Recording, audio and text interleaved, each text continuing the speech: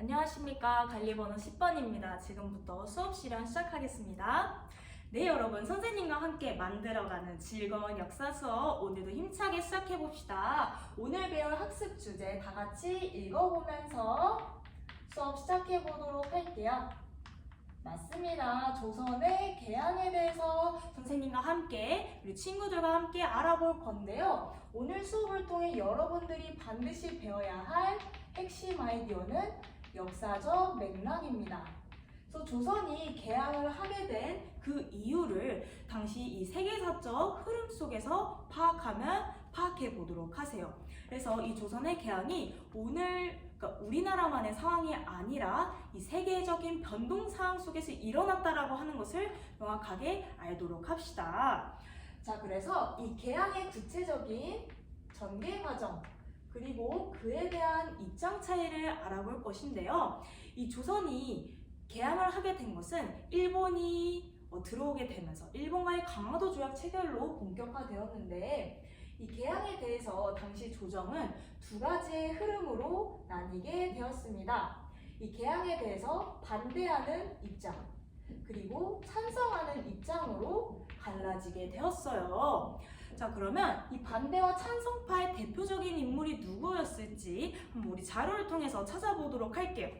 자, 선생님이 수업 초반에 활동지를 나눠줬었는데요. 그 활동지를 분석할 시간 5분 드리도록 하겠습니다. 그래서 자료를 분석하고 반대파와 찬성파의 인물이 누구인지 한번 찾아봐 주세요. 좋아요. 자, 그러면 한번 말해줄 수 있을까요? 우리 가영이가 잘 말해준 것처럼 반대를 하는 대표적인 인물로는 최익현이 있었고, 그리고 자연스럽게 박규수가 찬성파를 이루고 있었었죠. 자, 그러면 이 최익현과 박규수가 어떤 주장을 통해 이러한 입장을 취하게 되었는지 한번 구체적으로 파악해 보도록 합시다. 자, 최익현이 개항을 반대했었던 이유는 무엇이었을지 사료를 통해 한번 분석한 내용을 발표해볼 친구 있을까요? 우리 도경이. 와, 우리 도경이 굉장히 훌륭해요. 특히 이 개항을 하게 되면은 이 사학이 온 나라에 퍼지게 될 것이다 라고 하는 구절을 통해서 당시 사회적인 혼란상이 이 개항으로 인해 비롯될 것이다 라고 주장하게 되면서 최익현은 개항을 반대했었죠. 자, 우리 도경이의 발표를 통해서 다른 친구들도 생각을 확장할 수 있는 좋은 탐구의 출발점이 되어줬어요. 좋아요. 그러면 우리 한솔이 질문 있을까요? 우리 한솔이가 이 서계가 무엇인지 잘 모르겠다라고 해줬는데 이 나의 사료를 보면 서계라고 하는 단어가 있죠. 그러면 우리 한솔이가 이 서계를 이해할 수 있게끔 혹은 다른 친구들도 쉽게 이해할 수 있게끔 교과서를 찾아 설명해줄 친구 있을까요? 우리 다이가 훌륭하게 말해준 것처럼 이 서계라고 하는 것은 외교 문서를 의미하게 되는 것이죠. 그래서 이 외교 문서에 일본이 황상이라고 하는 표현을 하게 되면서 당시 이 원래부터 있었던 교린 관계를 부정하게 되었고 이 박규수는 특히 이러한 측면을 지적하게 되면서 일본과의 관계가 명확하게 확정된 이후에 개항을 해야 된다라고 주장을 했었던 것이었었죠. 자, 그러면 이 최익현과 박규수 개항에 대해서 두 가지 입장을 살펴보았는데 여러분들은 이 개항에 어떤 입장을 보이고 있어요? 반대한다, 찬성한다 지금 다양한 의견이 나오고 있네요. 여러분, 이렇게 또 이 역사에 대해서 다양한 해석이 오갈 수 있다라고 하는 것을 또 느껴볼 수가 있었네요. 좋아요. 그러면 우리 한번 또 감정이입 해봅시다. 이 조정에서 개항에 대한 다양한 입장이 이렇게 나뉘고 있었던 상황이었었죠. 그러면 당시 국왕이었었던 고종은 이러한 상황에 처했을 때 어떤 감정을 느꼈을 것 같나요? 우리 민지는 굉장히 혼란스러웠을 것 같다라고 말해주었어요. 우리 민지 혹시 그렇게 생각한 이유 있을까요? 어떠한 입장을 따라줄지 모를 것 같아서 혼란스러울 수 있죠. 선생님은 고종이 분노를 또 느꼈을 것 같아요. 내가 또 이렇게 모습을 보여줘야 되는데 어떤 입장을 취해야 될지 이렇게 긴가민가 하는 모습을 보이면 또 왕으로서 좀 이 위신이 약화될 수도 있잖아요. 그래서 이런 상황 자체를 분노했을 감정도 느꼈을 것 같습니다. 좋아요. 우리가 이렇게 개항에 대한 여러 가지 의견을 또 살펴보았는데, 그렇다면 한번 여러분들이 이 최익형과 박규수의 입장이 되어서 그들의 주장을 정리해보는 시간을 가져보겠습니다. 자, 자료 2번 다 같이 확인해 볼게요. 자, 자료 2번을 보면은 두 인물의 말풍선이 있죠. 그래서 이 인물의 주장을 명확하게 서술하고 이 주장에 대한 근거까지 한 가지 논리적으로 제시해 주도록 하세요. 그래서 여러분들이 찬성파인지 반대파인지 입장을 결정을 해서 반대면 최익현의 입장을 서술하고요. 찬성이면 박규수의 입장을 서술하도록 하세요. 자, 그러면 지금부터 입장을 정리하는 시간 또 5분 드리도록 하겠습니다. 좋아요. 여러분, 활동이 마무리된 것 같으니까 이 개인별로 시행했었던 이 활동을 또 의견을 나눠보면서 서로의 생각을 확장해보는 시간을 가져보자고요. 한번 발표해볼 친구 있을까요? 우리 현서. 우리 현서는 최익현의 입장을 굉장히 잘 대변해 줬네요. 특히 이 외항일체론이라고 하는 단어를 언급한 것이 훌륭했어요. 그래서 자료 1번을 근거로 해서 또 사료의 의미를 도출해 줬었고, 또 이 강화도 조약을 체결하게 되면은 나라가 더욱더 혼란해질 것이고, 이 사회적으로도 여러 학문들이 들어오게 되면서 복잡해질 것 같다라고 하는 사회적 상황까지 명확하게 짚어주면서 또 오늘 이런 핵심 아이디어까지 잘 언급해준 그런 사례였습니다. 그러면 한번 박규수의 입장을 대변한 친구는 있을까요? 우리 승진이. 우리 승진이는 이 박규수는 이 개항에 찬성한 입장이니까 이 개항에 대해서 찬성한다는 입장들을 잘 설명해 주었고, 그리고 다른 나라도 똑같이 개항했으니 무조건 우리나라도 그런 흐름을 따라야 된다라고 또 설명을 해 주었네요. 자, 우리 승진이가 특히 다른 나라의 사례를 언급한 것은 훌륭했어요. 이 핵심 아이디어의 역사적 맥락을 짚어보려고 했었던 시도였으니까요. 근데 그 사례를 좀 명확하게 짚어주면 좋을 것 같아요. 청나라라든지 일본의 구체적 사례를 근거로 해서 이 의견들을 주장을 보충한다면 훨씬 훌륭한 완성도 있는 답변이 될 것 같아요. 한번 다시 수정해 볼까요? 좋아요.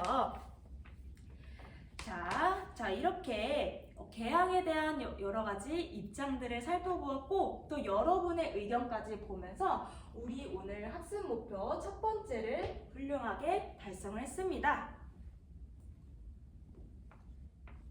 네, 지금까지 우리나라가 조선이 이 불평등 조약을 체결하게 된 과정에 대해서 살펴보았습니다. 자, 이번 시간에는 사료 탐구를 진행해 볼 건데요. 이번 사료 탐구는 개인별로 진행하는 것이 아니라 모둠별로 진행될 예정입니다. 자, 여러분 지금 모둠별로 자리를 구성해 볼까요? 좋아요. 훌륭하게 잘 구성해줬어요. 자, 이 모둠별로 학습지 자료 3번을 다 같이 보도록 하겠습니다. 자, 자료 3번을 보면은 가와 나의 두 가지 사료가 나타나 있습니다. 가는 강화도 조약을 설명하는 사료이고요. 나는 조미수호 통상조약. 앞에서 선생님과 배웠었던 그 내용을 구체적으로 사료를 통해서 살펴볼 수가 있습니다. 자, 그리고 탐구 질문 3가지가 있네요. 자, 여러분들이 직접 모둠별로 10분간 토의를 진행을 해보게 되면서 이 탐구 질문에 대한 답변을 생각해보고 또 의견을 공유해보는 시간을 가져볼 것입니다. 여러분, 오늘 이 사료 탐구를 하는 과정 속에서 역사가가 돼서 그 사료의 의미를 분석적, 해석적으로 탐구해보는 시간을 가져볼 거예요. 이러한 과정을 통해서 여러분들 탐구력은 훨씬 더 신장되고 또 오늘 핵심 아이디어까지 습득해 볼 수 있는 경험이 될 것이라 생각합니다. 자, 지금부터 사료 탐구 진행해 보겠습니다. 좋습니다. 여러분들 지난 시간보다 훨씬 더 적극적으로 또 모든 별로 이 협력하는 모습을 훌륭하게 보여줬어요. 그래서 계속해서 성장하는 모습 보여준 점을 칭찬해요. 자, 지금 수업을 너무 오래 진행한 것 같아서 잠깐 10분 쉬었다가 우리 다음 시간에 한번 이 탐구 질문에 대한 답변을 모든 간에 공유를 해보면서 다른 친구들은 어떠한 입장을 찾았을지 또 의견을 나눠보는 시간 가져보겠습니다. 좋습니다. 자, 그러면 한번 발표 진행해 보도록 하겠습니다. 먼저 이 탐구 질문 1에 대해서 발표해 줄 친구 있을까요? 우리 민주모듬.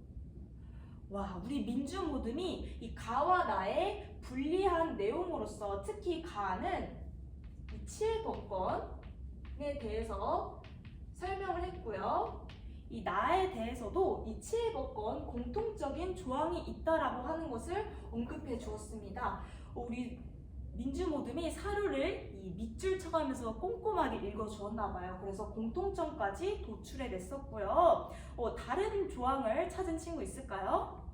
우리 평화모듬에서는 이 가사료를 통해서 해안 측량권을 살펴볼 수 있다 라고 했었고, 나사료를 통해서는 최애국 대우를 살펴볼 수가 있다라고 했네요. 그래서 이 나사료 14조를 통해서는 최애국 대우의 조항을 살펴볼 수가 있습니다. 자, 그렇다면 이러한 조약의 내용들이 왜 불리한 것인지 그 이유를 한번 설명해 주면 좋을 것 같아요. 우리 민주와 평화모듬이 한번 찾은 내용을 근거로 해서 설명해 줄 수 있을까요? 좋아요. 우리 민주모듬 특히 이 치해법권이 불평등한 이유를 잘 설명해 주었는데, 우리나라에서 죄를 지었는데 우리나라 법으로 처벌받는 것이 아니라 다른 나라의 법으로 처벌받는다 라고 하는 측면에서 불평등하다 라고 말해 주었습니다. 자, 그러면 다른 부분에 대해서 설명해 줄 모듬 있을까요? 우리 자유모듬. 우리 자유모듬은 이 최애국 대우를 구체적으로 설명해 줬네요. 최애국 대우의 정의까지 말하면서 이 조약에 대한 근거가 다른 나라와도 맺어졌을 시에 그것이 바로 자동적으로 업데이트된다라고 하는 그런 구절을 통해서 매우 우리의 권리가 침해될 수 있는 불평등 조약이다 라고 잘 말해 주었습니다. 자, 그러면 이 탐구 질문 세 번째를 해결해 보도록 합시다. 이 여러 가지 불평등 조약의 내용을 살펴보았잖아요. 그 중에서도 한 가지를 골라서 이 평등한 조약의 내용으로 바꿔주세요. 한번 이 바꾼 내용을 자신있게 발표해 볼 친구 있을까요? 우리 현서. 우리 현서는 특히 해안 측량권을 잘 설명을 해 주었어요.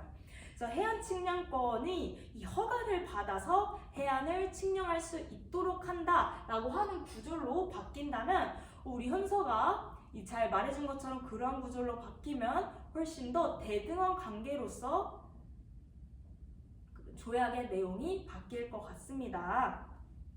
좋습니다. 자, 우리가 이렇게 조약의 내용을 또 선생님과 함께 살펴보고 또 그 사료를 분석을 해보면서 어떤 내용들이 불평등한 특징을 지니고 있는 것까지 구체적으로 살펴보았습니다. 자, 선생님이 수업을 마무리하면서 오늘 여러분들이 자율성장 노트에 한번 기록해 보면 좋을 그러한 질문을 남기면서 수업 마무리하도록 하겠습니다. 자, 조선은 강화도 조약이라든지 서구 열강과의 조약 체결로 근대적 조약 체제에 편입이 되었었죠. 조선시대에는 이 조공책봉 관계 같은 그런 중국 중심의 전통적 질서에 있었어요. 하지만 이 만국공법에 기반한 개항을 하게 되면서 이 서구로부터 만국공법이 들어오게 되었고 근대적 조약 체제가 군대적 조약 체제로서 조선이 편입되는 양상을 보였습니다. 그렇다면 이 둘 간의 조약이 과연 어떻게 다른지 한번 생각해보면 좋을 것 같아요. 특히 오늘 배운 이 핵심 아이디어, 이 역사적 맥락을 한번 고려해보면서 여러분들이 그런 생각들을 잘 정리해 준다면, 또 기록까지 해주면 선생님이 여러분들이 그런 기록한 내용을 바탕으로 이후의 생기부에 반영하도록 하겠습니다. 네, 이상 수업 실험 마치도록 하겠습니다.